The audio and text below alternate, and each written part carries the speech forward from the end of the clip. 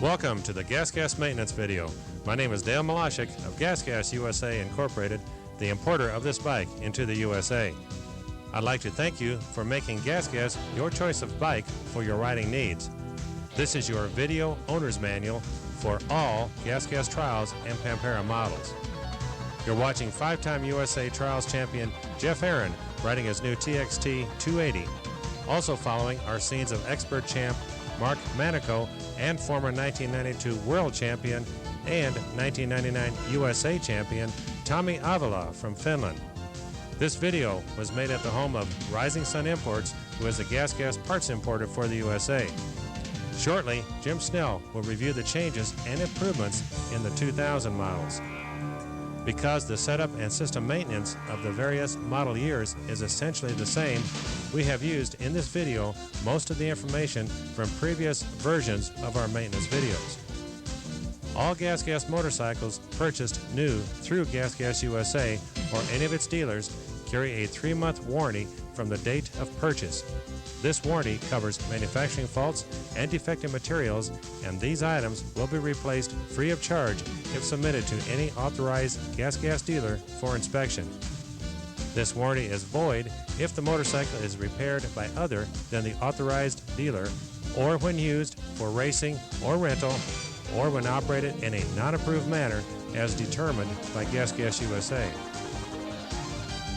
The Gas factory, the importer Gas USA, and its dealers disclaim any responsibility for any accident or injury which may occur as a result of the use of Gas products.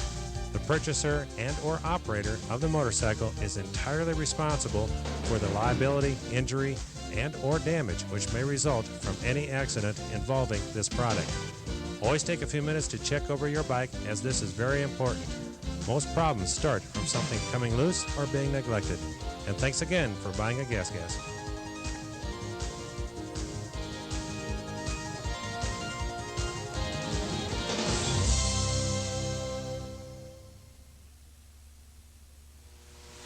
Hello, my name is Jim Snell, and my company, Rising Sun Imports, Inc., and Gas USA, Inc., would like to thank you for the purchase of the Gas product. This is your year 2000 maintenance video. The purpose of this videotape is to assist you on routine maintenance of your Gas trial bike. Gas USA and Rising Sun Imports have a large dealer network set up throughout the United States. These dealers are very well trained and will assist you in most matters concerning your motorcycle. We will show you at the beginning of this videotape some routine maintenance procedures which will help you to do your maintenance on your motorcycle easier and faster. This 2000 model Gas trial motorcycle represents the 15th year of production for the Gas factory in Spain. We have been importing these trials motorcycles to the United States for 10 years, and during this period we have found that there are some maintenance procedures that customers and dealers have some minor problems with, and we will focus on these at the beginning of this video to help you to do these procedures easier. This video will cover maintenance procedures on most Gas trial and Pampera models from 1994 to present. As these bikes change very little mechanically through the years, most of the maintenance procedures you will see in the video from prior years apply to this model also. If you're removing your motorcycle from the shipping carton and setting it up, please don't forget the front wheel spacer, which is in the wood skid base where the front axle attaches the motorcycle to the skid. It's inside the wood, and you will see it in there, and it goes on the disc side of the front wheel. When installing the front wheel, you'll have the disc brake rotor on the left-hand side of the bike, and the axle goes in from the right, and you put the axle through, and it threads into the left-hand side of the fork. It's a size 10 millimeter Allen, and when you tighten this axle, You do not want to over tighten it because that side loads the wheel bearings. So the correct tightening of the axle is just snug. Then you will bounce the bike up and down a couple of times, and then you tighten these two screws here on the front fork pinch on the right hand side. Do not over tighten these screws. This Allen is a size 5 millimeter. We've installed the front fender. This Allen is size 3 millimeters. Also, do not over tighten these bolts. Next, we install the foot pegs. You insert the foot peg bushing through the spring. After you've put the spring into this hole on the peg, the bushing slides through, and the peg goes on the bike, and as you're pressing the foot peg down, the spring will be against the frame here, and you align the hole, insert the bolt. The Allen is size 6 millimeter. The nut is size 13. And you can tighten these foot peg bolts as tight as you would like because the bushing itself allows the foot peg to pivot freely. Elsewhere in this video, we will speak about using Never Seize anti-seize compound on some of the bolts that go into aluminum. This is important, so please watch the video thoroughly, and when you get a chance, do that, and it will help you later on to prevent these bolts from sticking. On the Kickstarter, we have a special bolt. It's a Torx. It's a size 30. It's important to check this initially and to check it frequently throughout the life, as the use of the Kickstarter applies quite a great deal of force in this area, and these bolts must be maintained and kept tight. And the size 30 Torx goes in this bolt, which is to tighten the kickstart lever to the shaft, and then the same bolt on top. And keeping this tight is relatively important. Periodically spray a little spray lubricant in here to keep this kickstart mechanism working freely. This bolt here is where you put in the oil into the transmission.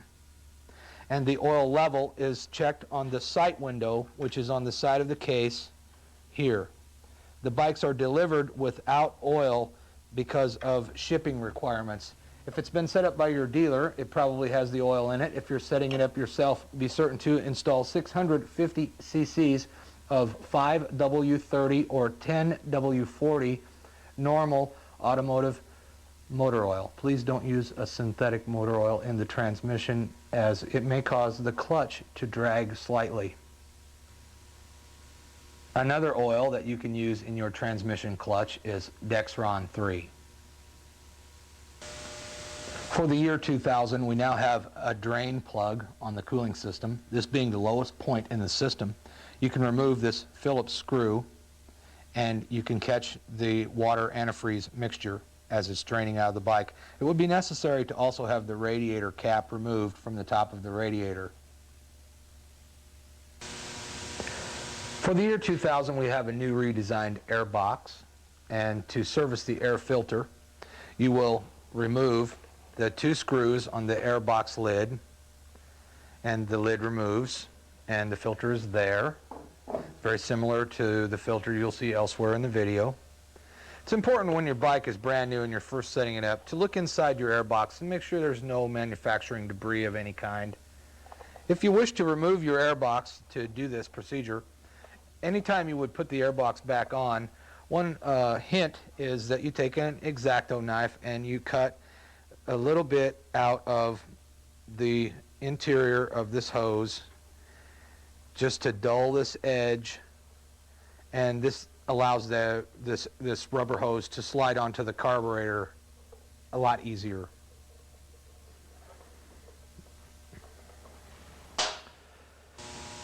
You'll find this plastic flap included with the motorcycle. The foam edge goes down and to the top. There's a screw at the back of the air box which you remove.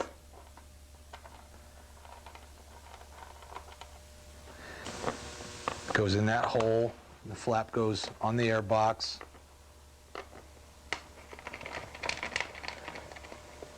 And this flap on top will tuck up underneath a flap that's on the bottom of the rear mudguard.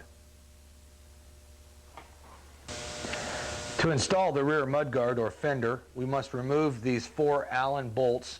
There's 2 on each side of the frame. Be careful not to dislodge these little spring clip nuts. The Allen wrench size is 5 millimeter. Your rear mudguard, you have the plug-in for the tail light wires. And the bottom of the mudguard has a lip which tucks under the mud flap that we just installed previously. Then the mudguard goes down over these holes, and I recommend that you start each bolt and then tighten them after they have all been started. And if you don't have perfect alignment, you can insert your Allen wrench in there and wiggle this around just a little bit, and then you can line your bolt up just fine, no problem. On the right-hand side of the frame, there's this plastic protector above the foot peg. You remove 2 Phillips screws, and behind it are 3 hidden bolts. The top one attaches the center exhaust system to the frame, and the bottom 2 attach the rear brake master cylinder to the frame, which this is the master cylinder here. Beginning in '99, we have the 4 piston brake calipers, front and rear. The way that you change the pads is different than on previous models. We have a small mud shield here, which you just use a screwdriver and pry up on it, and it's held on by this little clip which goes over the shaft there. This special bolt that retains the pads to the caliper is removed with the size 3 millimeter Allen wrench, and the threads on this bolt should probably be lubricated with a small amount of grease to prevent them from seizing or never seize. Once this bolt is removed, then you can take the pads out from the top. Now this works on the back or the front wheel, and this is a very easy procedure to change these pads, and you do not have to remove the wheels. Now if you're replacing worn pads, you may find it necessary before removing them to first place a screwdriver down in between the pad and the disc and press the pistons back into the caliper. This will allow your new thicker pads to install in there. As the pads wear down, the pistons travel farther and farther out, so it's necessary to press them back in when changing to new pads.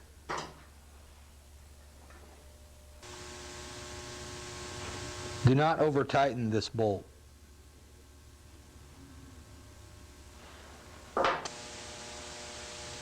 The aluminum fuel tank is different for the year 2000. To remove the fuel cap, you flip up this lever and you turn it 90 degrees, and then the cap removes. And press down to lock the cap in place. The cap, this area of the cap must face forward. It's a size 4 millimeter Allen, which you remove this bolt from the front of the tank and you unplug the fuel line, and the fuel tank comes off without removing the seat or the rear mudguard. It's best to wash out your new fuel tank also, again, to check for any manufacturing swarf. You also want to make sure that this bleeder nipple is free so that air can pass through it, and also check on this vent hose. Here is a one-way check valve. If you suck on the hose from this end, it's free. If you blow into the hose, you'll find that it's obstructed. This prevents the gasoline from coming out through the vent in the tank and coming down through this hose. It is necessary, though, that the hose be able to breathe air in as the gas is depleted in the fuel tank. If you're setting the motorcycle up from new, it may be necessary to change some jetting inside your carburation. This is the carburetor here, and elsewhere in the video we discuss the jetting. Your local dealer can help you with this, and the jetting will need to be set up for the area or altitude and weather conditions where you live or where you're riding the motorcycle. When installing the handlebars, we find that these handlebar clamps, which we discuss elsewhere in the video, but have an offset that the offset be towards the front so that the handlebars are in the forward position. And also we find that the handlebar position works best if it's vertical with the ground. So with the bike sitting on the ground, the handlebar should stand straight up.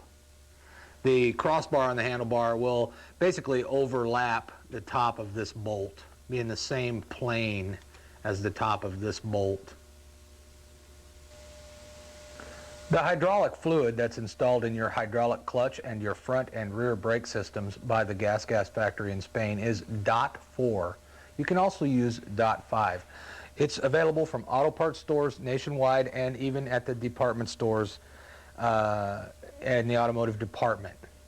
I'm going to show you a few little tips about bleeding these systems to remove the air, make this a lot easier. I went to a farm store. Now these may be available in your region or may not.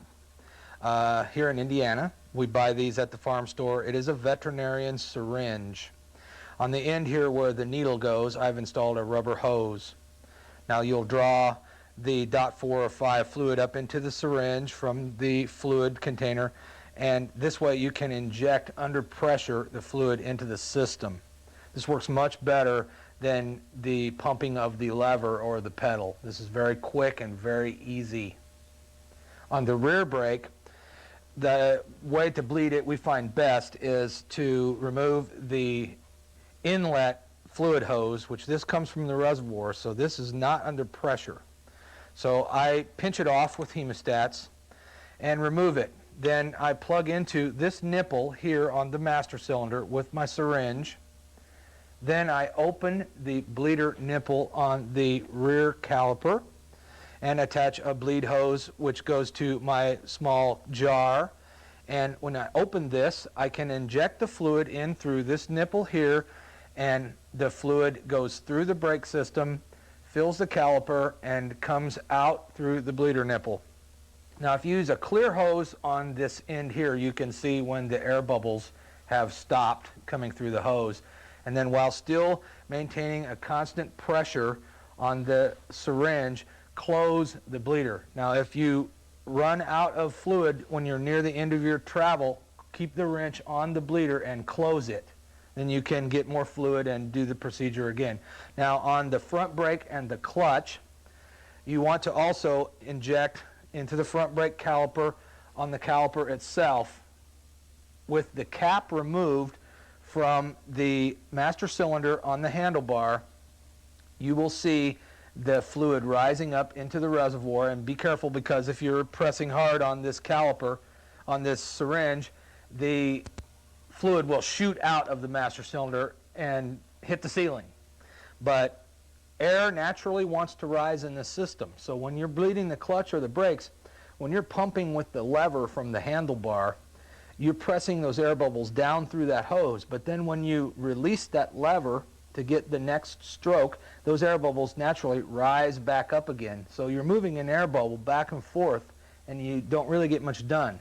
When you inject the fluid from the bottom, it forces all of the air that's in the system to rise, and it comes up out of the top of the reservoir, and you'll find that your bleeding procedure is very quick and you'll have very solid brakes. The bleeder nipples on the front and rear brake calipers are size 11, and the one on the clutch slave cylinder is a size 7. And you can see I'm keeping the wrench on the nipple, and there I insert the syringe, and when I open the bleeder I can begin to inject the fluid. Now again, with the cap removed from the reservoir on the handlebar and with the reservoir drained, and one way to drain it is just to sop up the fluid with a rag. And if you're going to change the fluid completely, it usually takes about 3 syringefuls before you have completely evacuated the old fluid from the system. So it will be necessary to repeatedly drain the small reservoir on either one of the handlebar units. When you first assemble your motorcycle, you may wish to take the time to add some additional grease to the wheel bearings on the front and rear wheel. You can do this by using a small pick instrument to remove the wheel seal, and then you can add the grease and then press the seal back in place, and it's done like this. You put the instrument very carefully under the edge of the seal and pick it up, You can see that it comes right off of the bearing. You can see this original bearing here has very little grease. This is just the way that they're produced.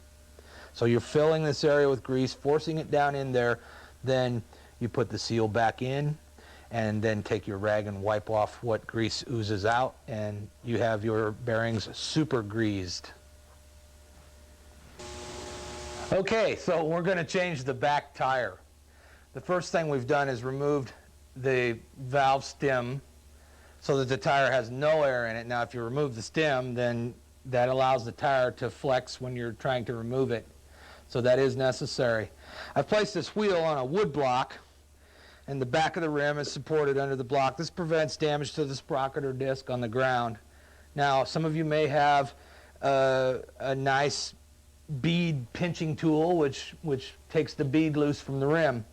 But on the rear wheel, this is tubeless, so it's similar to an automobile tire. You have a type of bead design which seals very tightly to the rim. Now, a field method that I find works pretty good is the wood block here, and you have to kind of be careful, but if you're wearing your work boots, you can stand on the wheel like this, and you can put the heel of your boot right against the tire, and pressing down, you can get it to break loose. There. Now it's just a matter of pressing the tire all the way around to get the bead loose. And of course we'll have to turn it over and break it loose on the other side by the same method.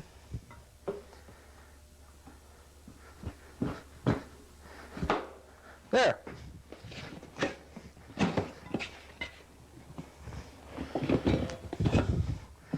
Okay, now, the deep center of the rim, okay, you must have, when you're removing the tire, first I'd recommend that you start removing it at the valve stem.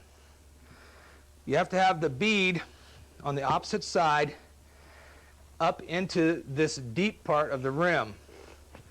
And when you do that, you can see there, that's where it's at, then that makes more space on the opposite side where you're using the pry bars. I have tire tools available at motorcycle shops nationwide.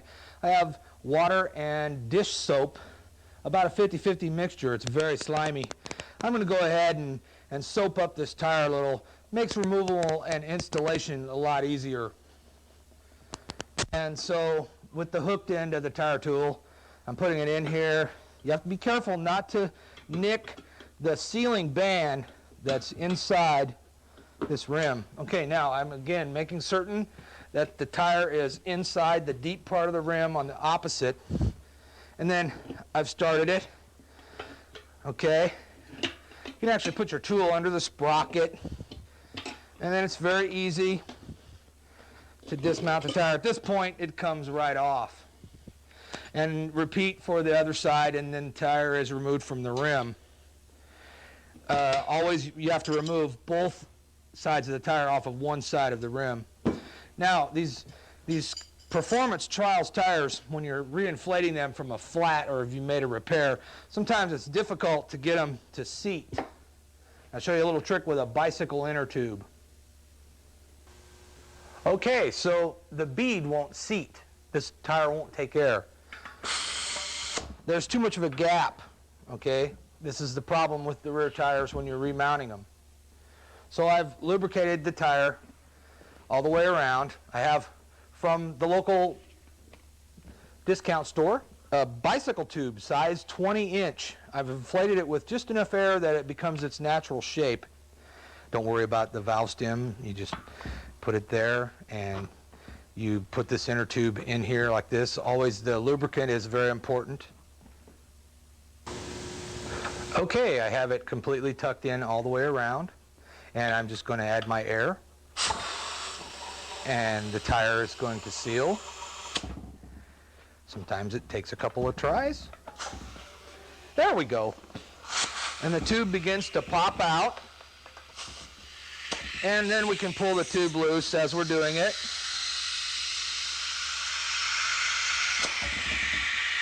Okay, now we pulled the tube out and we can give the tire one last shot of air. Want to make sure that the bead seats all the way around. It's going to give you a big pop when it comes up on the other side there. These tires can hold a tremendous amount of air. There we go. Then of course we're going to return the tire to the correct pressure, which is 5.5, 6 pounds for the normal riding conditions.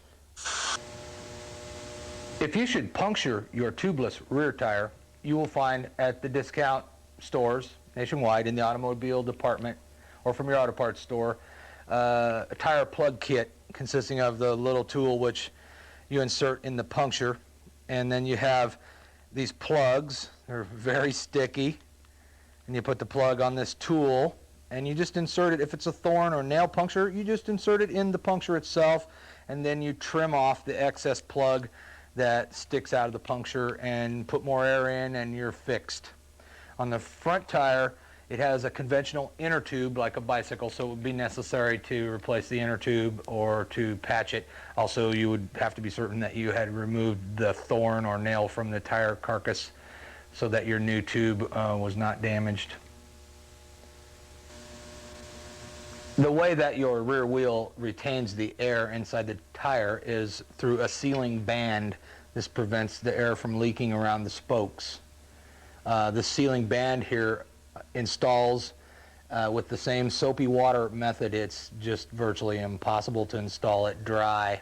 You would start by putting the valve stem piece in first, and if you have this apart, be very aware of the components of this valve stem. There's a small spacer that goes underneath here to keep this stem from compressing too much the rubber band. And after installing the stem, then you can put the band on the rest of the rim using, again, lots of soap and water. That works best. That allows the band to squirm around and find its own position. And sometimes you'll have slow leaks in your tire related to this band being damaged or out of position. Like I said earlier, it's possible to damage this band or to move it when you're using your tire tools, so be careful about that, especially if you're going to use screwdrivers or something like that instead of tire tools. The rear shock dampening can be adjusted with a size 7 metric wrench. You can lay the bike on its side, and then it's very easily accessible. When you turn this screw clockwise, you add dampening to the shock. The factory sets the suspension up very fast. They come in the fastest position.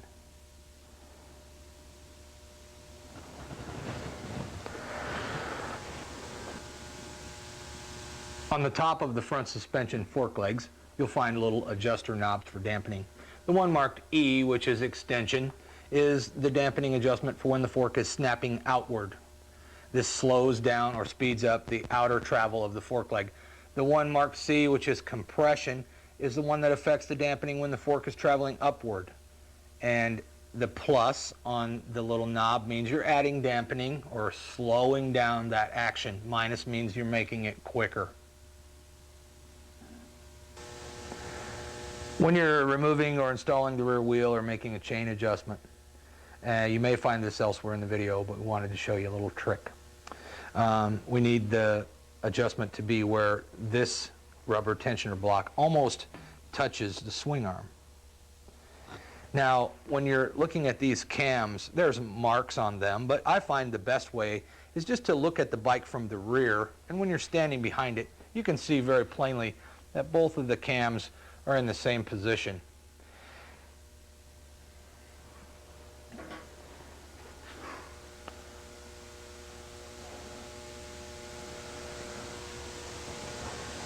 Before I tighten the axle nut, I always put a screwdriver or a large Allen wrench in the chain, and I pull back on the wheel, and then you can see what it does here. It's tightening up the whole drivetrain, which pulls the wheel tight forward against the stops here. This gets the whole wheel tightly pinched to the swing arm, and then while under this tension, we can tighten the axle nut. This needs to be fairly tight. Okay, and then when we remove our tool, we have the correct adjustment, the block almost touching the swing arm. As the swing arm goes through its travel, this block will move up and down as the chain goes through its arc.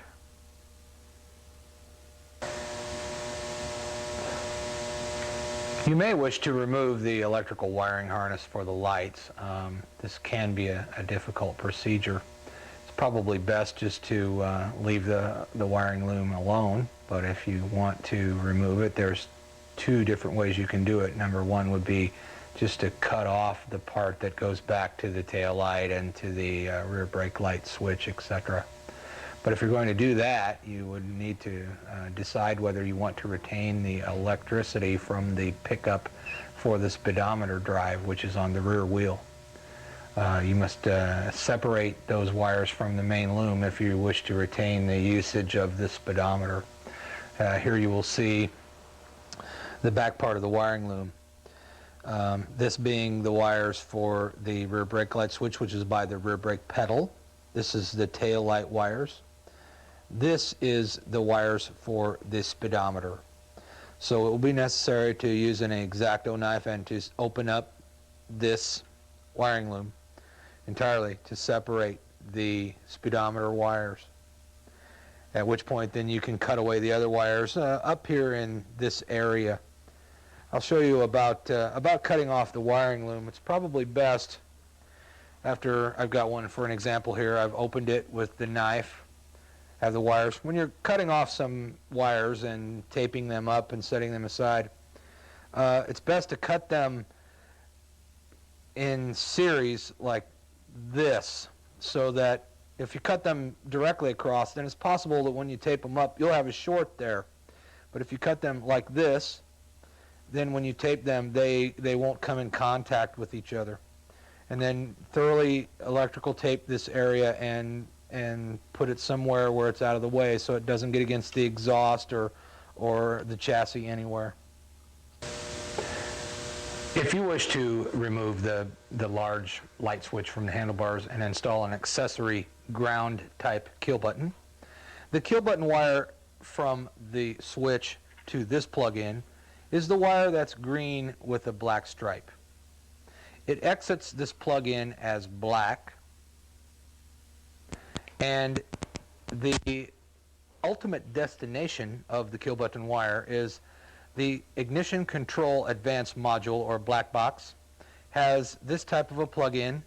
This white wire with the bullet type connector is the kill button wire. So you would attach your wire from your accessory kill button ultimately to this bullet connector that comes off of the pigtail from the black box or ignition control advanced module. The ignition control module or black box is located in the very front of the frame underneath, and you can see here is the kill button wire bullet connector with the black wire plugged in. You can attach your kill button here or behind the headlight where the black wire comes into that plug-in. This module here is the DC converter. It turns AC power from the stator into DC power to operate the electric cooling fan, which is right here. That's the sole purpose of this module. The modules I'm holding in my hand, the small one here with one yellow wire, is the voltage regulator. This takes out excess AC voltage to prevent you from burning out light bulbs, etc. And like previously explained, this controls the advance of the ignition system. This being the coil. There are two types, this type and the type here that's shown on this motorcycle. They operate the same.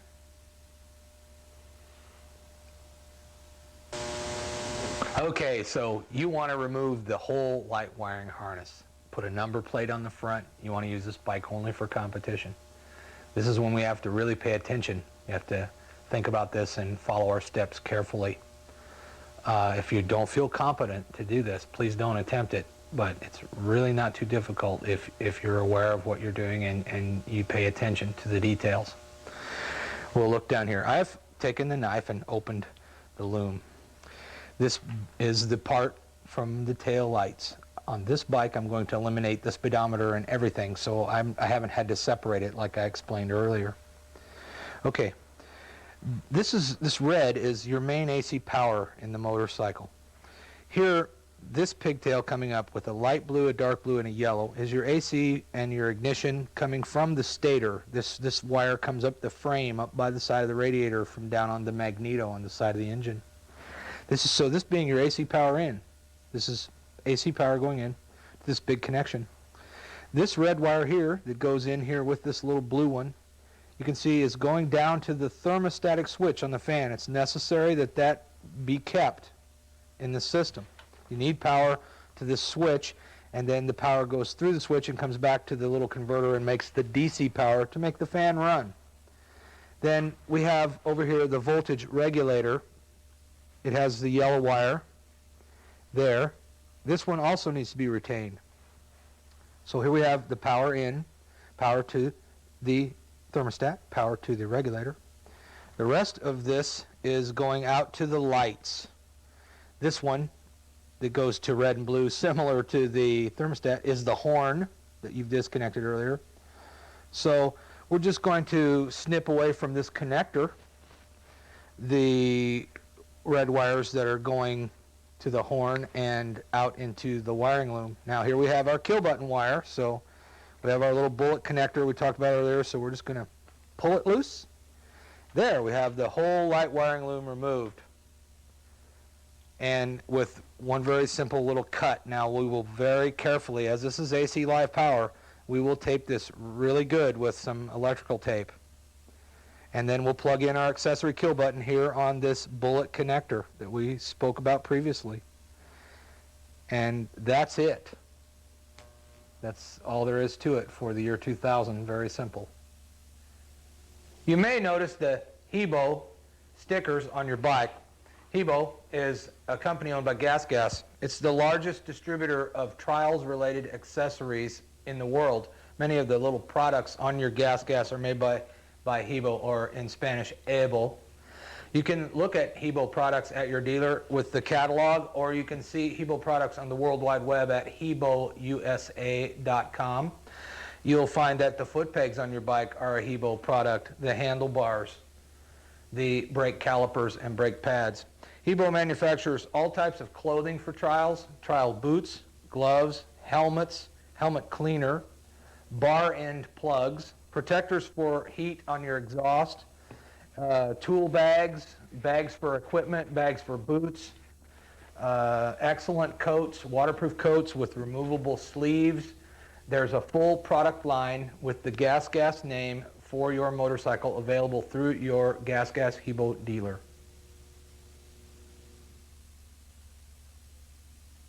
The new Pampera has a completely new chassis and all new bodywork. Mechanically, it's very similar to the previous Pampera model, except for the fact that now it features an expansion chamber type exhaust system to enhance the performance of the engine, and slightly different ratios internally in the transmission. The new Pampera also features a redesigned muffler silencer. It also features a battery this year and a mechanical speedometer odometer with a key ignition switch and locking steering. This side cover is removed by removing the screw here at the bottom and the seat bolt attaching screw. You will see the battery. It has a fuse for the battery located here. This is the rear brake fluid reservoir. This is the overflow reservoir for the radiator. When the bike gets extremely hot, the radiator overflows into this bottle. By removing the same two bolts on the left side cover, you can gain access to the air filter. The air box lid removes by the same method as on the trials bikes with the same filter. After removing the two bolts at the back of the seat is lifted at the rear and pulled backward. And as you can see on the seat, there's a slot here. This goes in this bolt on the tank. Also, this bracket here slides into this opening on the seat itself. So when we're installing the seat, be certain that you have the front and this in the proper location by pressing down and forward. If it's necessary to remove the fuel tank, you will find a mounting bolt at the front of the tank, here, an Allen, a rubber strap which is released here at the back of the tank. Then in the front, you will find Allen head screws, 4 of them, 2 on each side, which must also be removed. Then the fuel tank and the radiator side covers all come off as one unit. During normal maintenance, it may not be necessary to remove the fuel tank, excepting when you are wanting to check the coolant level of the radiator. The spark plug is accessible easily from the left side of the motorcycle without removing the fuel tank.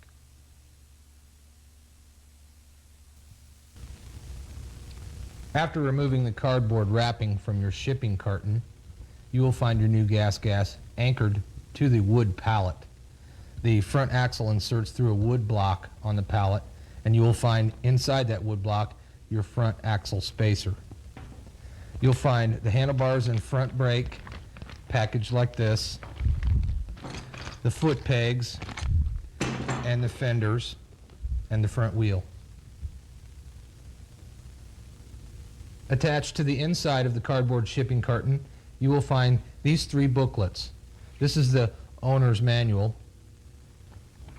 This is a warranty booklet that's used in Europe but not used in the United States. You may discard this. This is the owner's manual for the little computer which is on the fuel tank, only on the 250 models. Before we begin to assemble the motorcycle, we will remove the fuel tank cover by removing the gas cap, and you rotate this D-ring. You will notice that the odometer and stopwatch timing device will come off with the tank. This wire right here plugs in to a wire that's furnished right here at the back of the fuel tank. This is the plug-in for your odometer, which is connected to the rear disc. The fuel tank removes by pushing forward on this rubber hold down and releasing the fuel line from the petcock. Pushing backwards on this, we can then lift the tank up and out. After removing the fuel tank, you will find most of the components of the motorcycle accessible. This is the ignition coil and black box module. This brownish red box is the DC converter for the cooling fan. This is the thermostat which operates the cooling fan. Your spark plug. This is the fan and motor itself. This is the filler for the radiator. This silver box is the voltage regulator, which regulates AC current coming from the magneto, and it's found right in there. You will notice on the 95 JT25 model this additional line right here, which tees into the water hose on the opposite side. The JT25 model for 1995 has incorporated liquid cooling into the center cases.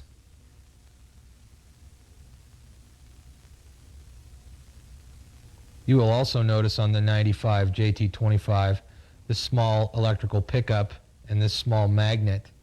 This is what operates the odometer speedometer mechanism, which is in the fuel tank cover. The wire is conveniently located through the inside of the swing arm.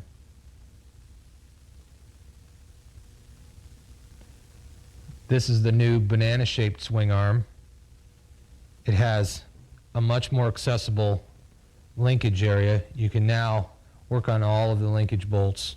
The kickstand has been moved back slightly, and they have allowed for a larger clearance in the rear brake master cylinder. Also, they've redesigned the rear brake pedal.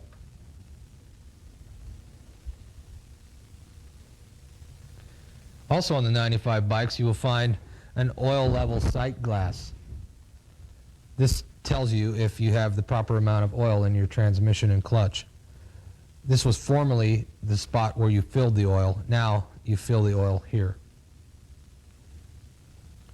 Also for 1995, the wheel spacers now insert into the hub so that you may remove the wheel and the spacers remain intact. The front and rear wheel are like this.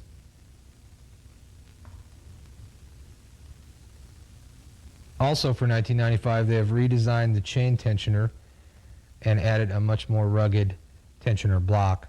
This part also interchanges to the older model gases.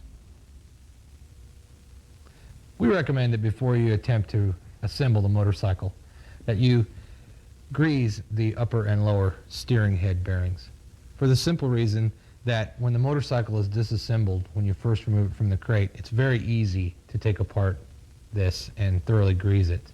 This will prevent problems later. Here we have a steering stem.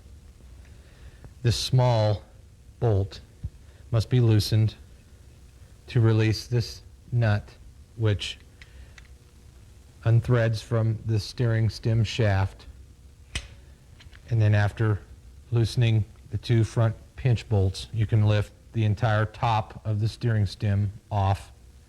And then you remove this flat nut and the steering stem comes out from the bottom, and you can grease the bearing, which is here, and then there is also a bearing that is at the top. After we've loosened all these bolts and we've removed this nut, we can then remove the top triple clamp. This nut here we then remove, and it will allow us to drop the forks down slightly.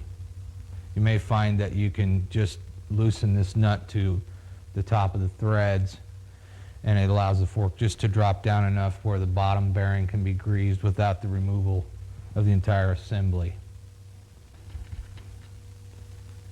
Allows the forks to drop.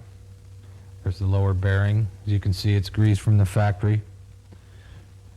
Take your grease, apply it to the bearing.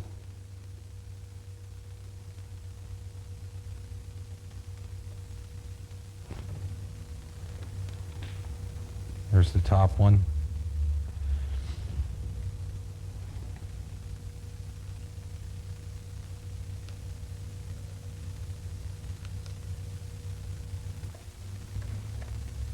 There's an O-ring at the bottom and the top to seal the bearings. Be certain that they're properly installed in the groove that's designed for it.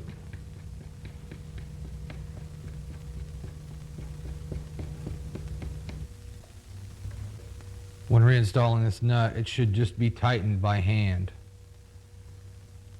And you can take a rag and then check for free operation of the fork, and also check for play.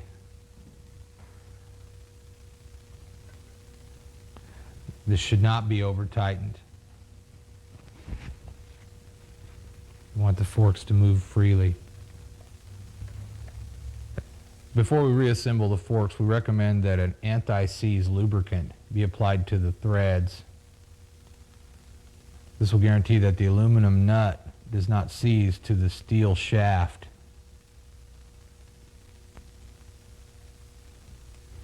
We must also be certain that our surfaces are clean on the fork and inside. This is where you clamp, and if this has grease, then the forks can flex because there's not a good mount there to this clamp.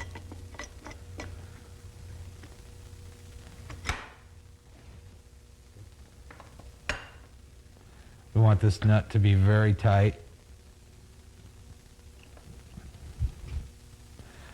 This bolt locks this nut in place so it cannot come loose.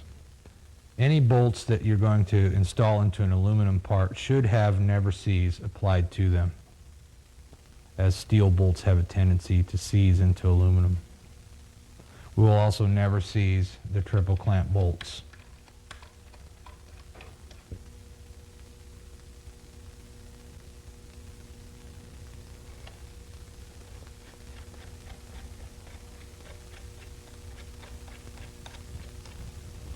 When reassembling, you want to first tighten the flat nut.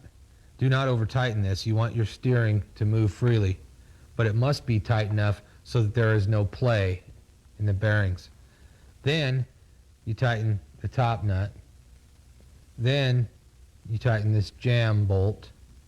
Then tighten the two front pinch bolts. Factory recommends 5 millimeters of the fork tube be above the top edge of the top clamp. When you install the handlebars, you will notice that the handlebar clamps are offset slightly. This is installed in the rearward position, and by reversing the clamp, you can move the bars forward. We recommend that the handlebars be positioned so that they're standing vertical, and another good guideline is that your Allen wrench touches the crossbar. You should also make sure that you have both sides of your pinch clamp evenly tightened. The throttle cable is installed by inserting the ball end in the grip when it's rotated. It must be on the little wheel.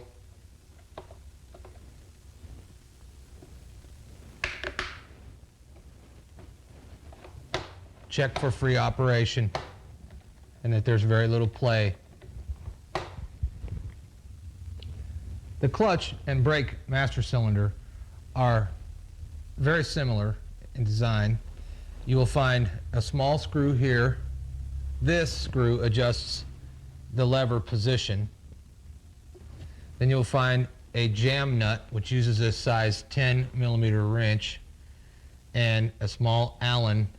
This bolt with a jam nut adjusts the blade free play. On the clutch, you should have almost no free play.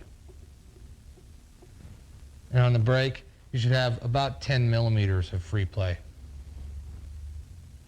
The internal parts inside the clutch master cylinder and front brake master cylinder are identical. Later on in this video, we will discuss the repair and maintenance and diagnoses of problems that you may have with the operation of these master cylinders. After every ride, especially after vigorous competition, you should always check the level of the antifreeze in your radiator. This is an automotive type cap. You remove it and you should see the antifreeze visible in the neck of the radiator. Use a 50-50 mixture of automotive type antifreeze and distilled water. The spark plug has a recommended gap of 20 thousandths of an inch or 0.5 millimeters. A Indicate BP5ES or a Champion N11YC is suitable. The rear brake fluid reservoir is located here behind the carburetor. It should be only half full. This allows for the expansion of the fluid when the rear brake gets hot. This gray tube with the spring is the crankcase vent. It should be kept clear from the exhaust system and make sure that it's not obstructed on its end. To service the air filter, you should remove the screw which is at the back of the fender underneath. It looks like this. It has a small flat washer. You can tilt the fender. You can use an open end wrench to release the strap which holds the air filter lid.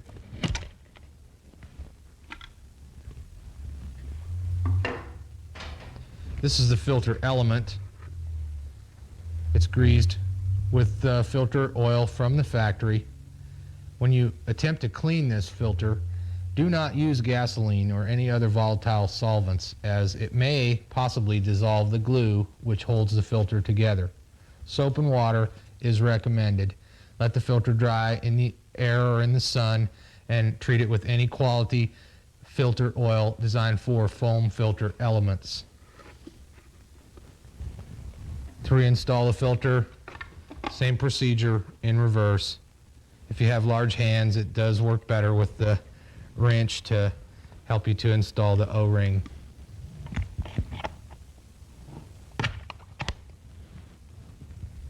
Put the fender back down and make certain that the fender, its lip here is behind this mud shield. Reinstall the bolt. When changing the motor oil, you will find that the drain plug is in the skid pan. It's the hole that's to the rear. The front hole in the skid pan is to drain any water that may be in the crankcase if the bike is submerged. After draining the oil, and when you're going to refill the oil, we recommend that the bike merely be laid on its left side. Then you can insert a funnel in this oil filler orifice, and we recommend 650 cc's to 750 cc's of any quality automotive motor oil in a weight of 5W30 or 10W40.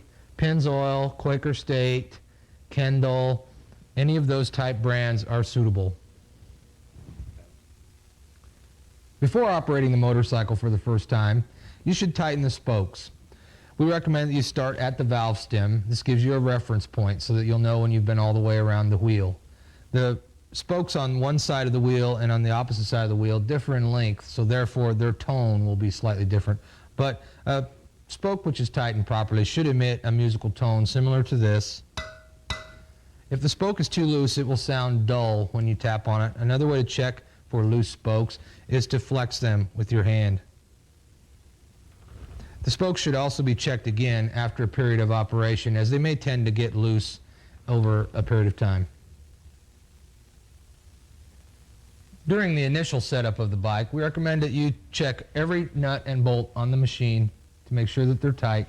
The skid pan nuts, the 6 bolts which hold the rear sprocket to the hub, those should also be checked periodically. You may wish to remove some of the bolts from the engine and treat them with an anti-seize lubricant so that if you ever need to take apart the engine later, the bolts will not be seized into the aluminum. We recommend that the bolts which attach the subframe be installed with Loctite, as they tend to vibrate and loosen.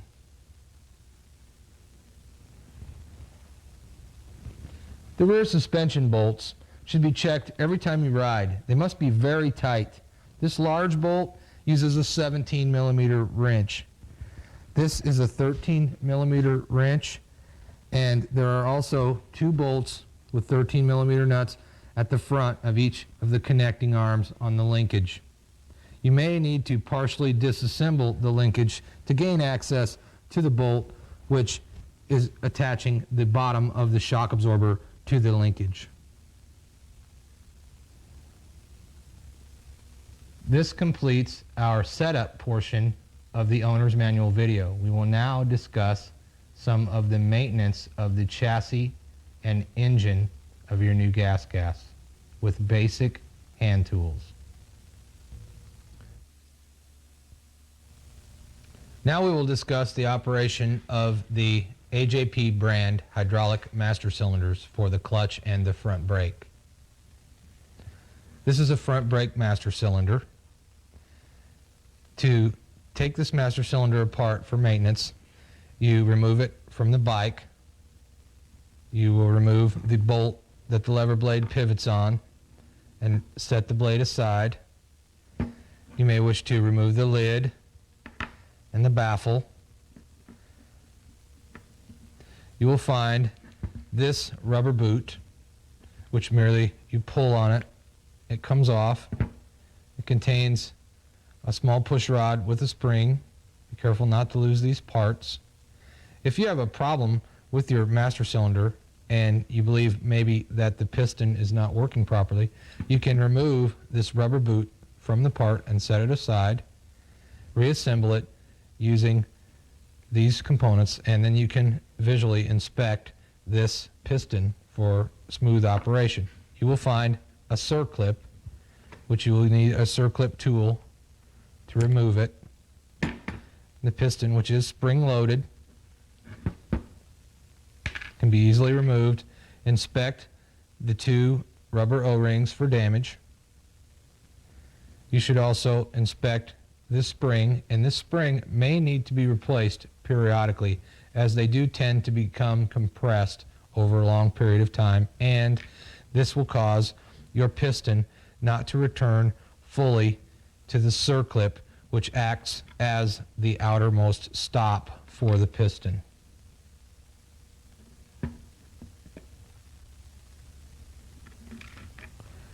This small hole inside the master cylinder reservoir is where the fluid passes from inside the reservoir down into the piston. It has a very small orifice. You can see a fine wire will insert down in there. Be certain that this is not obstructed if you're going to do a teardown on this part. The reason that the spring may be a problem is if this spring becomes collapsed, which you can see by comparing to a new one, it will prevent this piston from returning all the way to its stop, which is this circlip. This prevents fluid from passing through this orifice into the hydraulic system. It may be difficult to bleed the system, or the clutch or brake may not work properly if this spring becomes collapsed. We find when attempting to bleed the air out of the hydraulic systems, front brake, rear brake, and clutch, that it's best done from the lowermost point, forcing the fluid into the system, which helps the air to rise to the top. This is the bleeder nipple on the front brake. You first will remove the cover from the front brake master cylinder and the baffle. You may wish to drain some of the fluid so that you don't overfill the master cylinder. You can purchase one of these syringes from most motorcycle stores nationwide. The company that offers this particular one is Tucker Rocky. It's under $10. You draw your brake fluid into the syringe. You place a wrench on the bleeder nipple. You install this flexible hose. And when you open the bleeder, and very carefully insert the fluid by using the syringe, you will watch the fluid rise in the reservoir out of the small hole right there. And when no longer air bubbles appear, you will have removed all the air from the system, and you should have a good feel to your brake or your clutch. Your clutch bleeder is here. The same tool works to bleed the clutch. And as the fluid is forced in from the syringe, the air rises through the hose and comes out on top in the reservoir. The rear brake bleeder is here, and you may wish to push the fluid through from this end. Again, removing the cap from the rear brake reservoir, which is behind the carburetor. This allows the fluid to move through the system and rise in the reservoir without obstruction from the sealed cap. A few words about the conventional forks used by GasGas.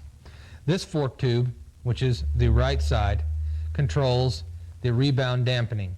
The left leg, which uses the spring, also controls the compression dampening. To replace the fork seal, you will find this method that we use to be very easy and convenient. First, you must drain all the oil from the fork tube, and you can remove the internals of the fork by removing this large Allen head bolt from the bottom of the fork leg. That releases the internal dampening mechanism.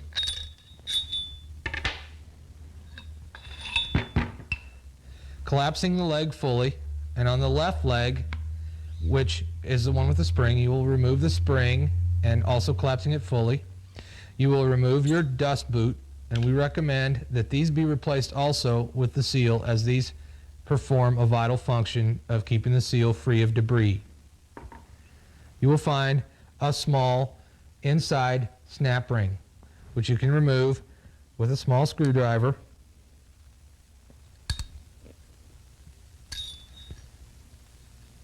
It looks like this. A very simple tool to remove the seal, can be devised with simple PVC pipe, available at any hardware store. This larger diameter pipe is used to drive down this collar, which will force the seal upwards.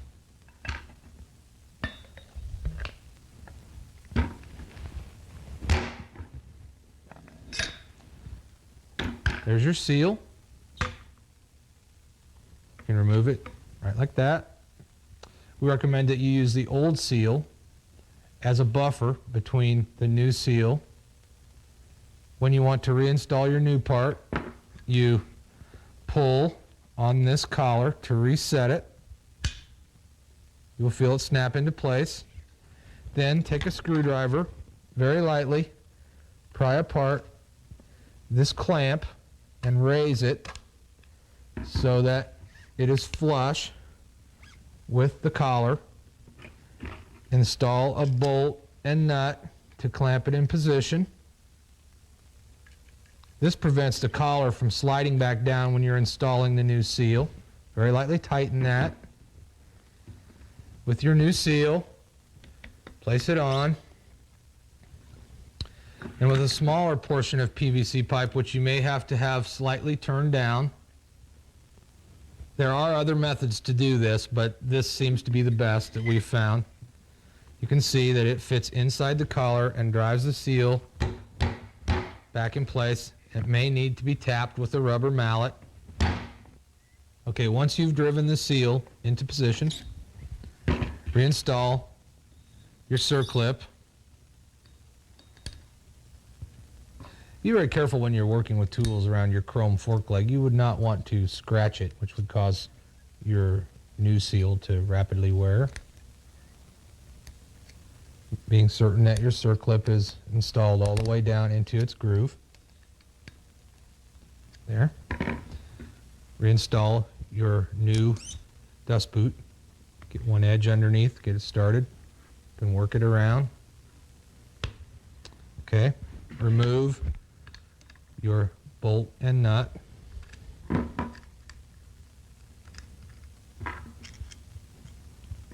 And again, very lightly prying, you can move your fork brace clamp back to its groove. Okay, now, when you're going to reassemble your fork, you want to inspect your copper sealing washer on the bottom of your bolt. You'll insert your dampening mechanism into the fork and the bolt, and this bolt must be very tight so that you get a good seal at the copper washer. Then you can fill the fork with the two methods. The one method is recommended in the printed owner's manual, and that is to measure the distance from the top edge of the fork to the top surface of the oil, which is explained in the owner's manual. That is with the forks compressed, that is with the spring removed from the left fork, and with the dampening mechanism pulled all the way up in the right fork. The other way to replace the oil in your forks is by using a graduated scale and putting a specific amount of oil in each leg. Those figures are: in the left leg, install 330 cc's of 7.5 weight fork oil, and in the right leg, install 280 cc's of 5 weight oil. On the new type forks, on the 95 gas bikes built after January 1st of 95, we find that the procedure for changing the seal is different. This collar that on the other fork you pressed downward, now this unscrews from the fork leg. It may be possible for you to just grip this with your hand and loosen it. As with most threaded fixtures, clockwise it goes on and counterclockwise removes it. If this is too tight to loosen just by hand, you may wrap it in duct tape and be able to grip it, or you may use one of those cloth oil filter wrenches which wraps around and works that way, or ideally you're going to use a spanner which is designed to insert into these holes which are provided. This wrench inserts in the hole and grips, and then you can loosen this collar and it just unthreads from the fork leg.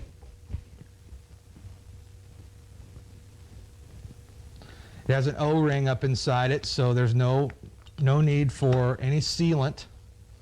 The O-ring comes to a stop at the bottom and seals this collar to the leg. When it's loose, then you can just draw it right off the top of the fork. And the installation is in the same procedure. Now, once you've removed it from the fork leg, you can remove the seal and change the seal or clean this part without the threat of damaging the chromium leg. Here we have the collar. After removing the dust boot, you will see a snap ring inside, and you need to remove this to remove the seal. After removing the snap ring, you can pull the seal out. As we said previously, we're trying to do these repairs using simple basic tools that a person would have. And I have this angled screwdriver here. This works very well for removing the seal. You put it under the lip and just rotate the screwdriver and the seal comes right out. Or very carefully, you can use a screwdriver like this one and go like this. Of course, you are going to damage your seal when you're removing it, but we're assuming that you're going to replace the seal. So there we have it. This little ledge in here allows you a surface to pry against when you're removing the seal. Very nice. Here is the O-ring, which seals the collar to the fork leg. A word about the seals. First, if you are replacing the seal, it's best to also replace the wiper, as this wears rapidly from abrasion on the fork leg. It travels up and down the same as the seal does. This is what wipes away most of the debris that can get into the seal. Oftentimes, the seal that's leaking is not actually defective. It may have a small piece of debris underneath the lip, which is holding it open and allowing the oil to escape. Many times, you can just clean the seal and it will stop leaking. Also, a trick shown to us by Hap Oswalt of Harry's Trial Shop in California is to shorten this spring. This tightens the lip of the seal, which greatly reduces the leakage. Hap recommends that you do this on new seals also. The spring from the seal has a joint which is visible, and you just turn it and it comes apart. You'll find it has a male end and a female end. This original equipment spring, when we test fit it to the chrome leg, we will find that it fits rather loosely.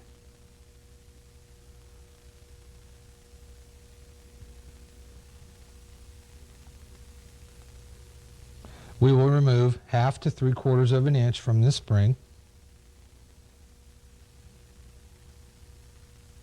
from the female end.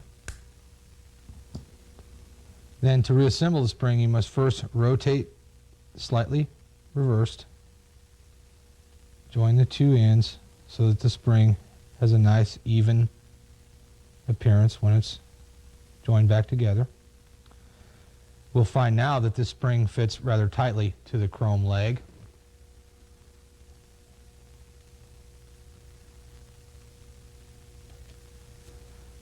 Now what this does is it tightens up this lip on the seal. Reinstall the spring.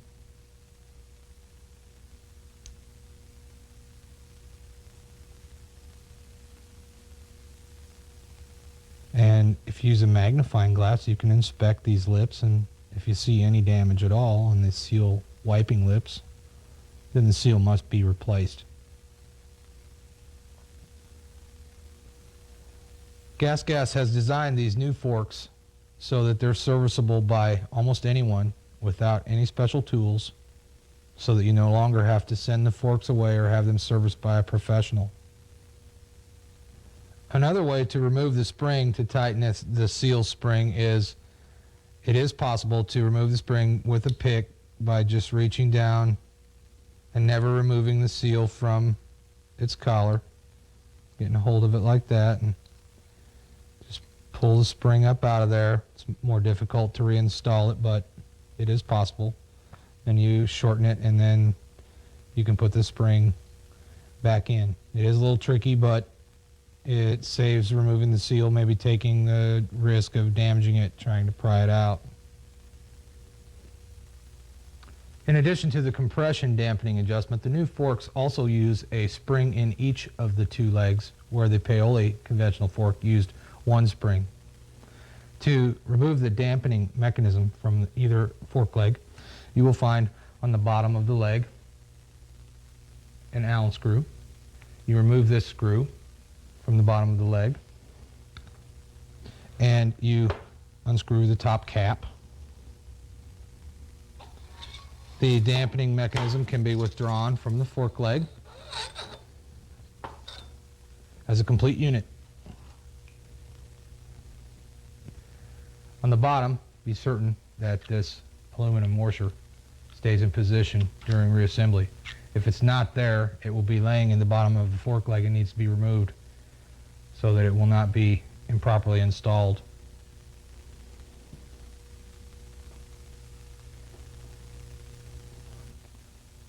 Here we have the two dampening mechanisms from the right and left fork leg. As you can see, they are dimensionally identical, and they do interchange right and left for whatever purpose, I don't know.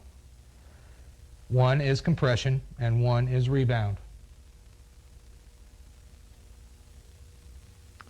Also, you may change the preloading of the springs if you wish. After a very long period of operation, it's possible that the spring may collapse partially. Or if you are heavier than normal, you may wish to preload the spring also. By removing the top portion, by unthreading it from this rod, there's a jam nut here. You can remove this and the spring comes off. You will find that this is standard plastic pipe available at the hardware store. Has an inside diameter of 1 inch, an outside diameter of 1 1/4 inches. You can merely buy this pipe at the hardware store and cut a slightly longer piece and replace this with that piece, and that will preload your spring, making the fork seem stiffer. These new gas forks are very tunable. You can tune them virtually any way you like for your riding style and your body weight.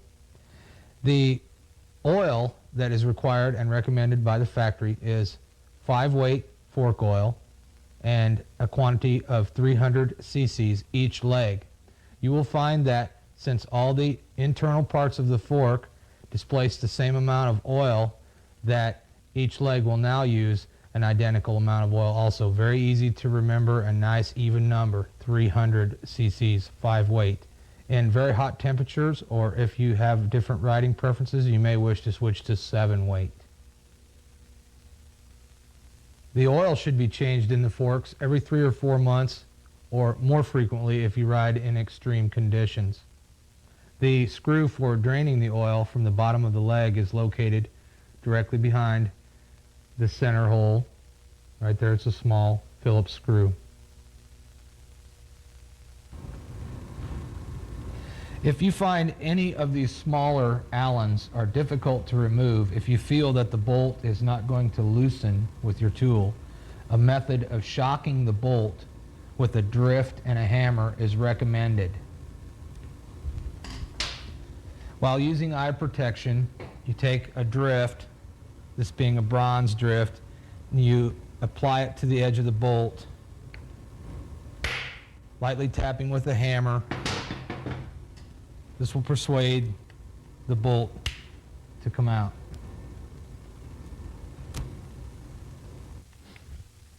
This is the water pump cover. You remove 2 small screws. The cover comes off. You'll find an O-ring that seats in a groove in the case.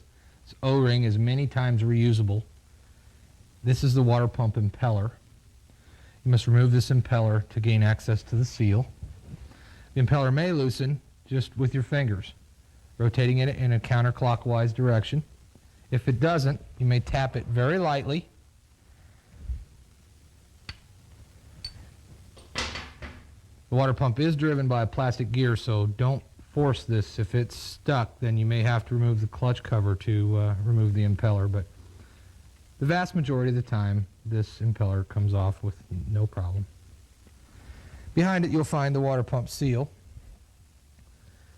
If the seal is correctly installed, you will see the spring on the seal visible. The seal must always be installed so that the spring is facing outward. This is the pressure side of the seal. Since the coolant system is under pressure, that spring side of the seal should face the water.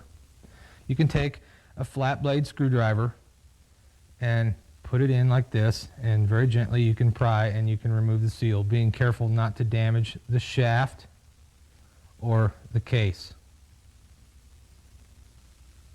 And the seal can be replaced by placing the new one on in the opening and using a socket or any other suitable part that will help you to drive the seal in. If you want to inspect your clutch plates, you may just remove the 4 small bolts that hold this quick change cover. If you need to do any work farther in the engine on the clutch side, you may have to remove the whole clutch cover. To do that, you remove the kickstarter lever and the rear brake pedal assembly, which when you take this bolt out from behind the frame, the pedal will come out like this. You take out the 8 bolts that hold the clutch cover to the engine. You'll find 6 of the bolts are of this length and 2 are of this length. The 2 longer bolts go, one in the very front and one in the very back. Gently prying to release it from the gasket, you pull the clutch cover off. This is the plastic water pump gear. This gear is relatively trouble-free, although when reinstalling the clutch cover, you must be certain that you very gently rotate the impeller as you're pressing the cover on. This will help this gear to mesh with the metal gear that it rides on inside the engine. You will find 6 clutch springs with 6 clutch spring bolts, and the head of the bolt is size 8 millimeter. The 160 can be used with only 4 of these bolts and springs, although it comes equipped with 6 from the factory. When you remove the clutch plates, you will find an outer disc and 6 fiber plates. Inspect the fiber plates to make sure that the material is good on both sides. The minimum width of these plates is described in the owner's manual. Then you have 5 steel-driven discs. The innermost clutch disc, which is different than the other ones, is called the mixed disc. It looks like the steel discs but has fiber on one side. The fiber faces the inside of the clutch basket. Then it's followed with a fiber disc, then a steel, then a fiber, and so on. If you find it necessary to remove the basket, you will find this valve-shaped push rod can be removed and set aside. You have a folding washer over the nut, and you remove this nut and the clutch basket comes off. An air tool may be required here, an impact wrench, to loosen this nut. When reinstalling the clutch plates, you will find that on these 6 posts that the spring bolts thread into, one of the posts has a small groove notched in it. You can see it right there. This post lines up with the cast-in marking on this cover plate. So when you reassemble it, you want those 2 lines to match. This mark will be found directly above the part number. You can use a clutch hub holding tool to hold this hub in position while you break the nut loose, but an air impact wrench also works very well.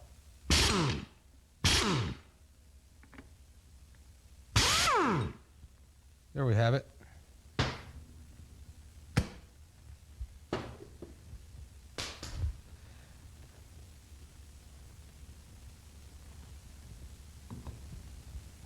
You'll find a flat washer,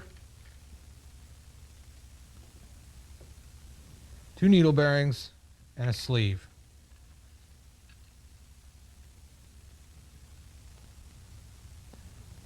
It's best to lay these parts down when you're working on your bike so that you can remember the order in which they went back together.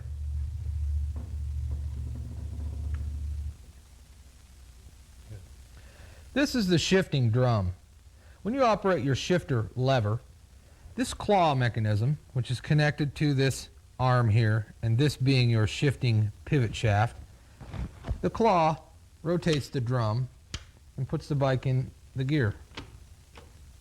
You will see here the small detent ball falls into this slot. That's neutral.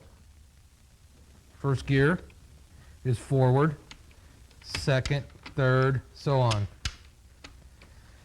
This rivet right here that holds this claw arm to this plate is designed to yield if you strike a large object with your shifter lever, like a rock. This rivet will pull out of this part.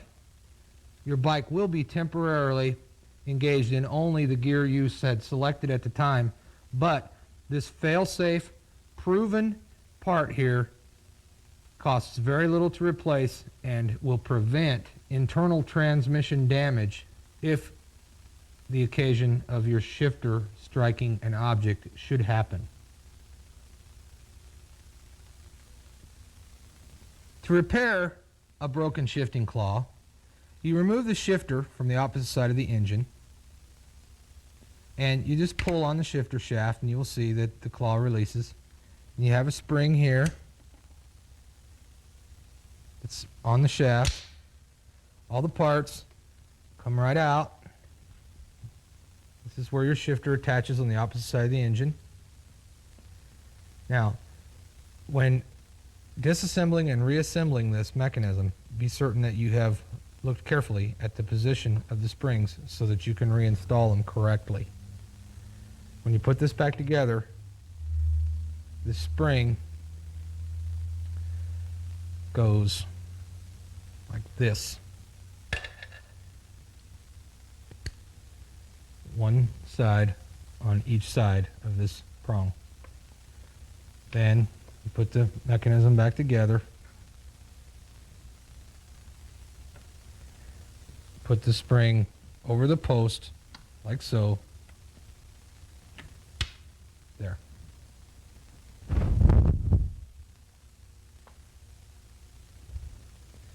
When replacing the shifter claw, you merely have to grind this rivet and the two pieces separate, and you can replace this rivet piece and this claw, and your bike will work like new again.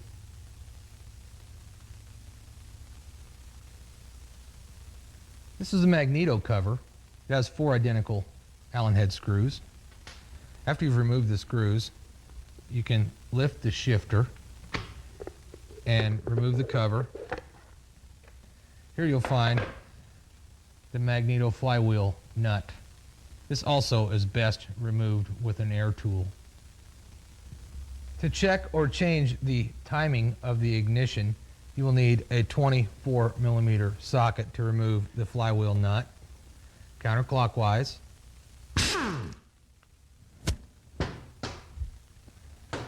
The flywheel removing tool, which is available from your gas dealer,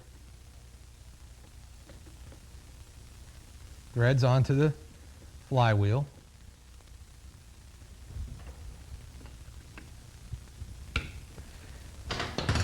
Then by driving in this bolt, the flywheel will come off of the shaft.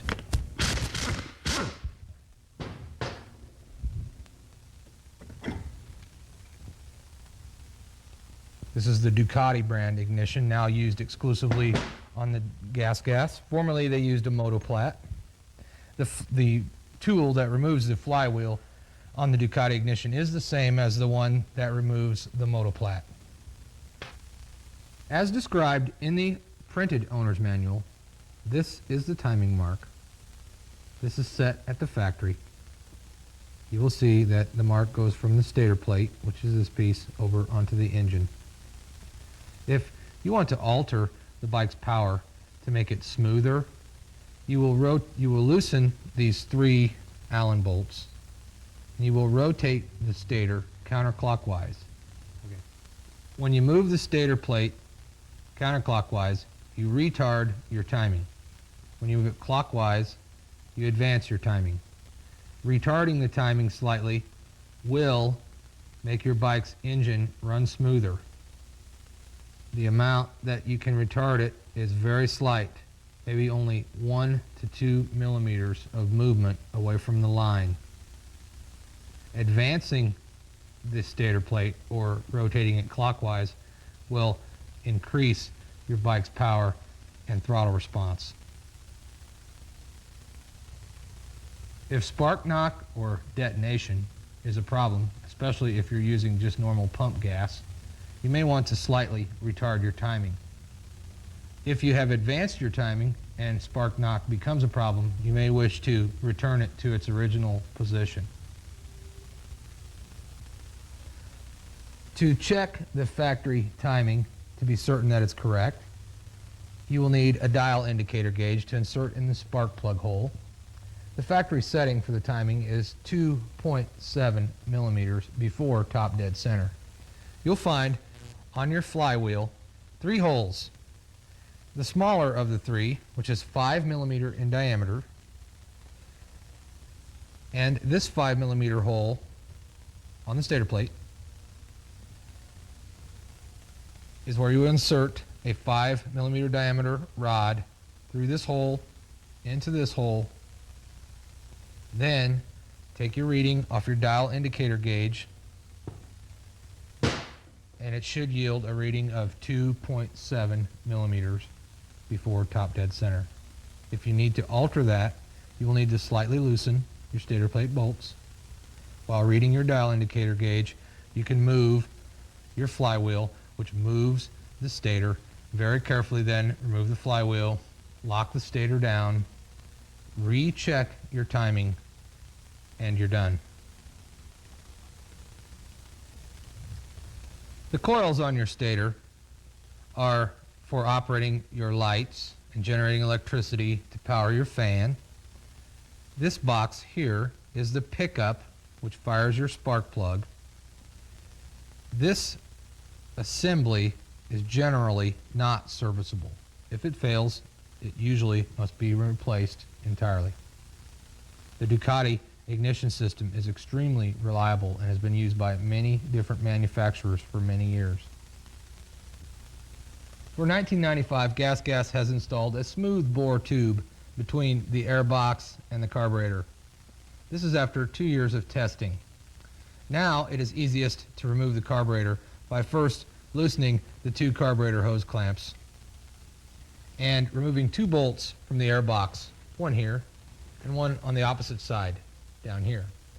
The air box may then be slid back just a little bit, and it will let you remove the carburetor. If you merely need to change the main jet or change the needle clip position, you can remove the top of the carburetor and the slide and work on your needle, or with the slide removed, you can rotate the carburetor slightly and remove the main jet nut, which is on the bottom of the float bowl.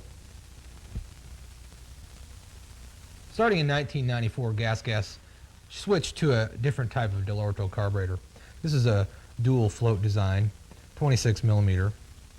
When removing the float bowl, you will remove the main jet bolt. This is the main jet right here. Float bowl is removed like this. The carburetor should be kept upright. There are 2 separate floats inside. The small pin should be at the bottom of the float bowl.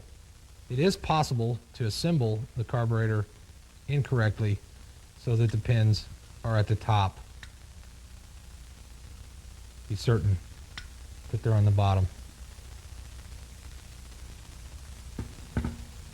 To adjust the float level of the carburetor, you'll see these two brass prongs. The factory setting is 20 millimeters, and that is using a straight edge metric ruler measuring from the surface where the float bowl seals to this top edge.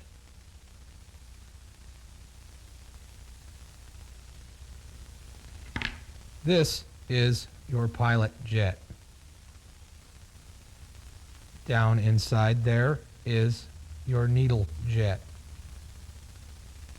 This is the choke jet. This is the fuel needle and seat.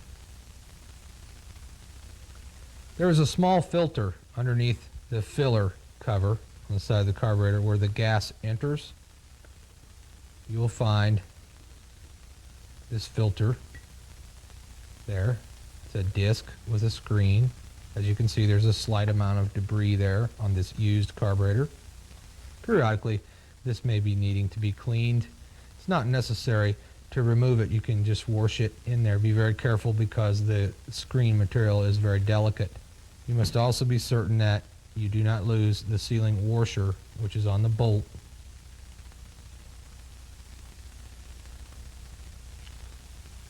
You may also rotate this housing to give the alignment that you choose for your fuel line. These are your overflow vents.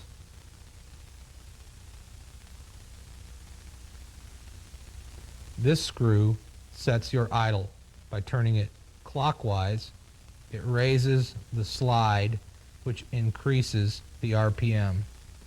As your bike's engine breaks in, you may actually have to turn this counterclockwise to lower the slide, as the idle may increase as the engine loosens up. This screw is the fuel mixture screw at idle. This screw regulates fuel, not air.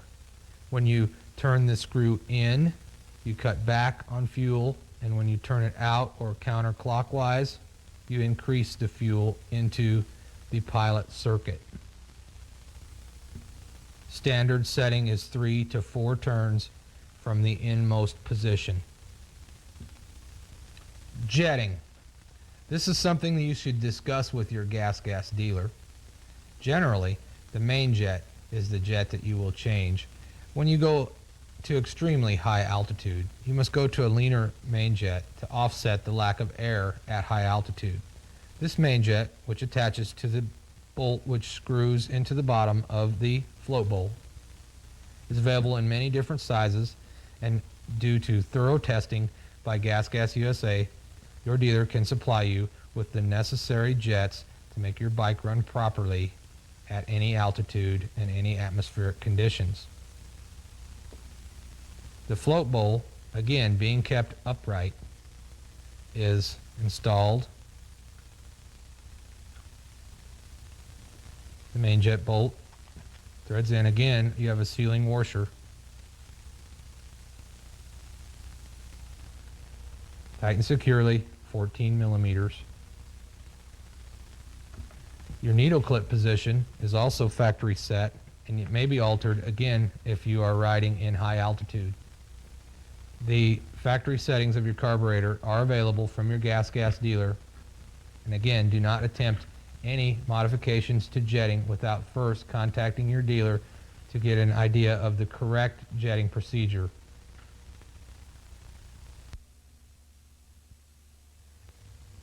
If you feel that your motorcycle may be running too hot and you wish to check the fan and or the thermostat, an easy way to check the fan motor to see that it's operating correctly is to disconnect the 2 wires on the thermostat and take a little jumper wire or a paper clip, whatever, and connect the 2 thermostat wires together, and this will make the fan run constantly. You can also do this in an emergency if your thermostat should fail and you need to continue to ride. The thermostat, which we will show how to check it, can be removed from the thermostat housing by lightly prying outward on the two clips here, and then just very gently pulling on the thermostat. It will come out of its small gasket that it seats in. These are the components of the thermostat: your actual thermostat, the sealing gasket, and this clip and the housing. The clip goes on first, then the gasket, then the thermostat presses in and is locked in by the clip. To check your thermostat, you need an ohm meter.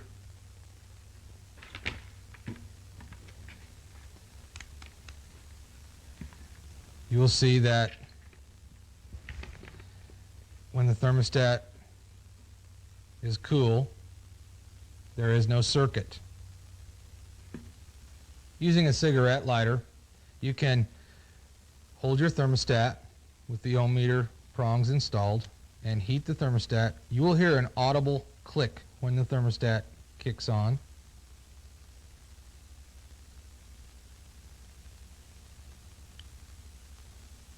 You can now see that we have a circuit.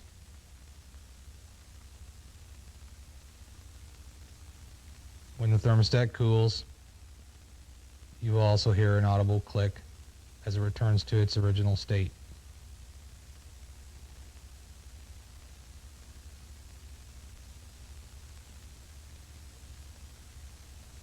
There. The new muffler is repackable by removing the rivets and removing the end cap. The factory recommends genuine packing material from gas be used. A muffler needs to be repacked after the bike has been in use for a long period of time or after it begins to sound much louder.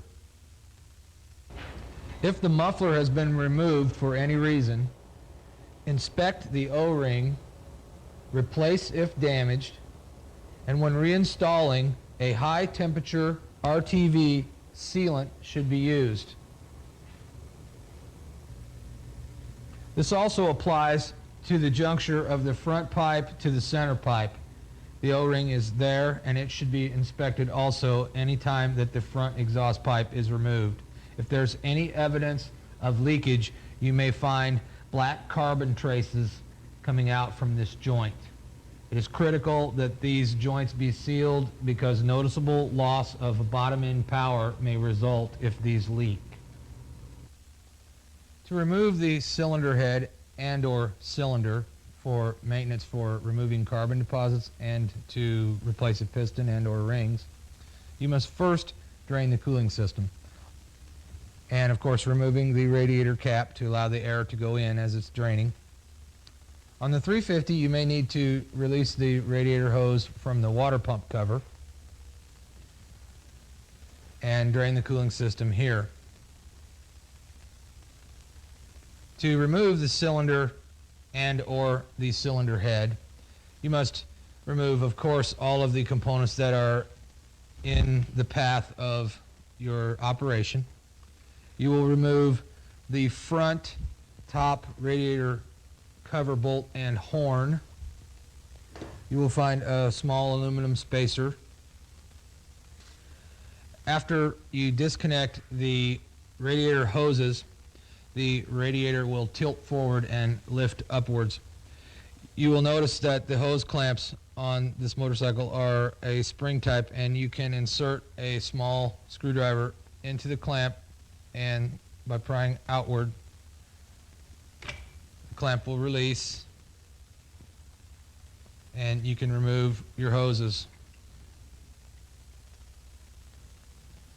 After removing the radiator hoses and unplugging the cooling fan, we can tilt the radiator forward and lift it out of its mounts and remove it as a complete assembly. This green wire is your fan ground, and it grounds to the mounting bolt on the silver box or voltage regulator. After removing the two front exhaust pipe mounting bolts, you can remove the exhaust pipe by wiggling it and pulling forward. When removing the cylinder head bolts, loosen them in a cross pattern.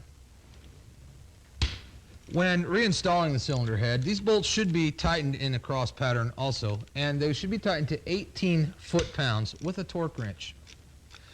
This torque specification is also listed in the owner's manual.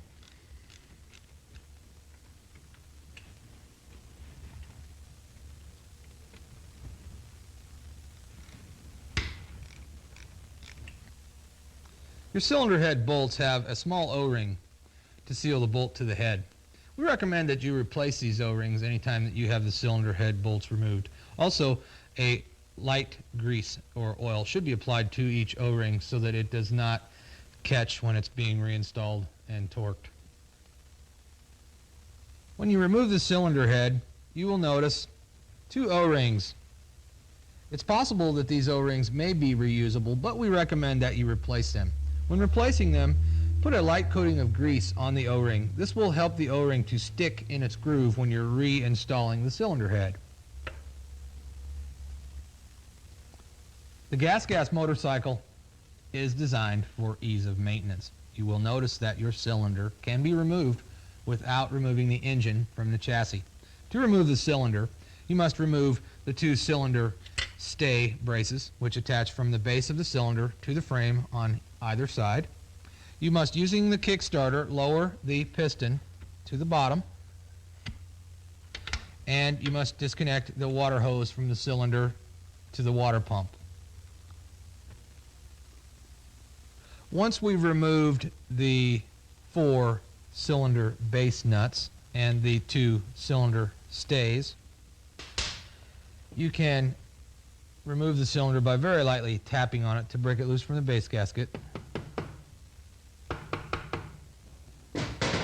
Lifting upward,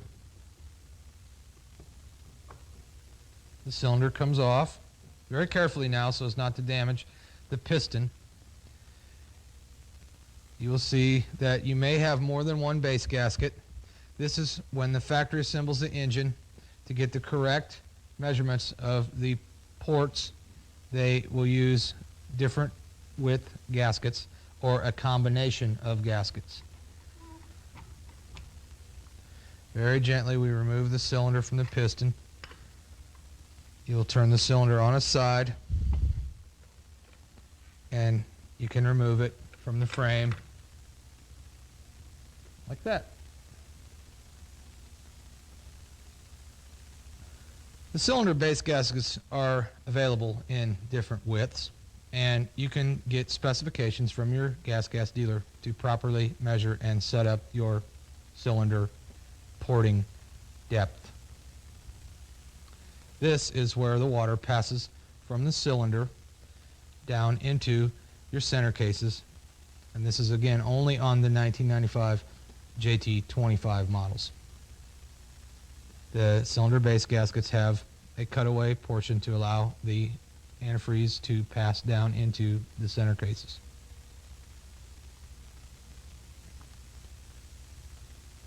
To remove the piston, you will find, as on most two-strokes, a circlip that releases your piston pin, which can be pushed outward, then the piston can be removed.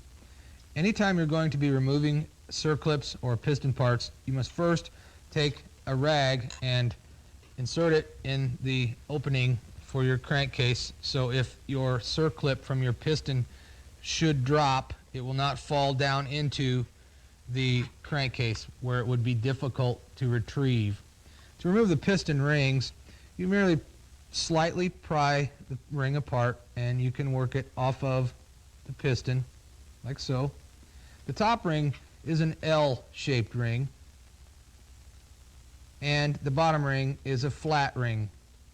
You will find on your piston 2 locating pins, one for each ring. The opening of the ring must be on the locating pin. When reinstalling the cylinder, you must, with your hand, hold the rings closed as you slip the cylinder down over the piston. This prevents damaging the piston rings. Or you can use a tool that's designed for the purpose of holding the rings closed.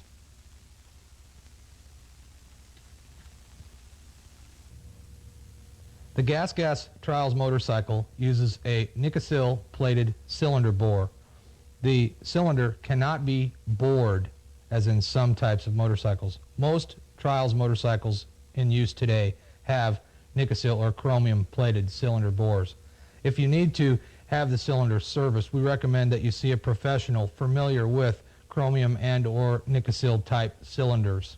It is possible to replace the piston ring, and when you fit new rings to the piston, you will need to insert the ring into the cylinder, and using the piston to center the ring, you press it down into the cylinder bore, and then you'll want to check your ring in gap. In this particular example, it's too wide. The standard for ring in gap in Gas Trials motorcycles is 0.1 or 1/10 of a millimeter per inch of cylinder bore. The 238 cylinder, which I am holding, uses a almost 3-inch bore, so we will recommend that the piston ring end gap would be 0.3 millimeters, which you can use a feeler gauge to check between the ring end gap. Of course, like I said, this is much too wide. I'm using a worn piston ring here as an example.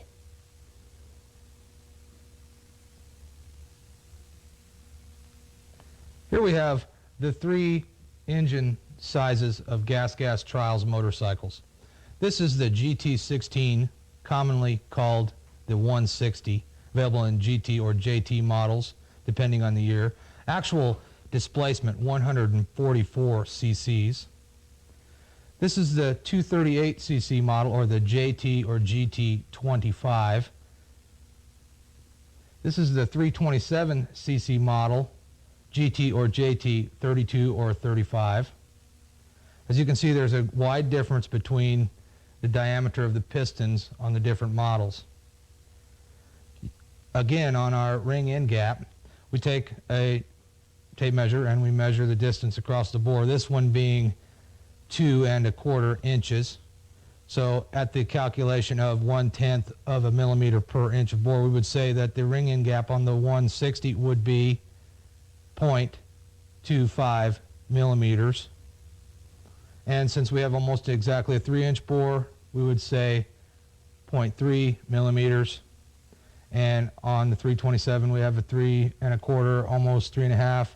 We would say about 0.3 or 0.32 millimeters ring end gap on the 350. After many hours of use, and depending on the type of oil you use in your premix and the premix ratio that you use, you may need to decarbon the cylinder head or the top of the piston, or both. You will find that a mild solvent like gasoline with a mild abrasive cloth like a Scotch pad is all that's necessary to remove these carbon deposits. When removing a carbon deposit from the top of the piston, again, you want to shield the area below the piston so that the debris does not drop down into the crankshaft. If the piston is ever removed from the bike for any purpose, you will notice that there is an arrow on the piston. This arrow always points to the exhaust side, which would be forward.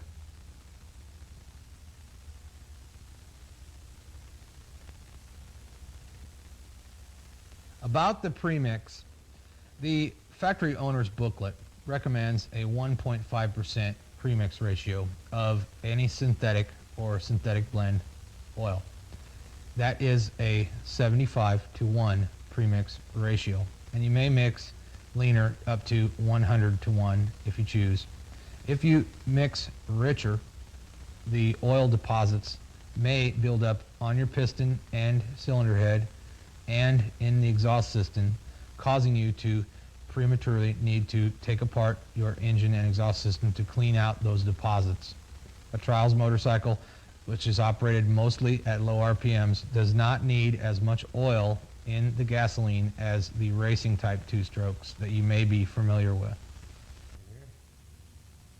After removing this large bolt, the swing arm linkage arms, or dog bones, can be lowered, and then raising the swing arm slightly will give you access to the bottom shock mounting bolt, which is here.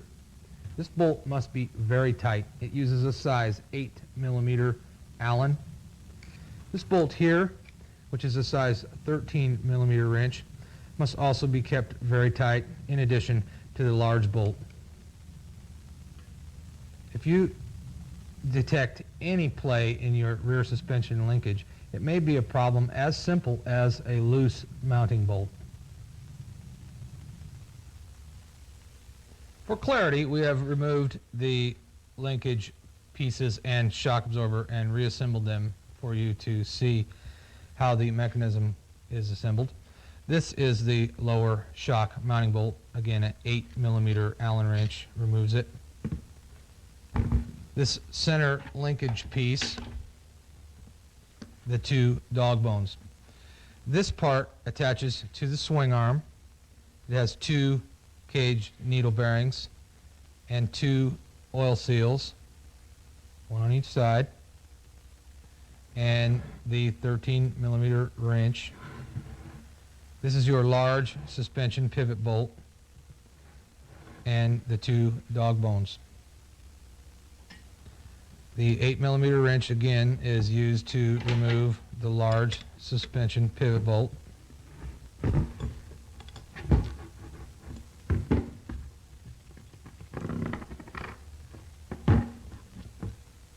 This is your dog bone. It has needle bearings inside and an oil seal on each side to keep water and dirt from entering the bearing. These bushings, there are two types. This one, which fits the larger bolt, and a very similar one on the opposite end, which fits the smaller bolt. When taking this apart to grease the components, you must inspect thoroughly the needle bearing to make sure that it is intact. Also inspect the surface of this bushing. Sometimes when your suspension parts become worn, these bushings and needle bearings will transmit to play in your rear swing arm, and if that's the case, they will need to be replaced. To replace the needle bearings in the dog bones, you can drive them out with a socket that is of the suitable diameter. Also, there are optional needle bearings available which have oil seals built into the bearing. See your gas dealer for a choice of the optional bearings that you may use.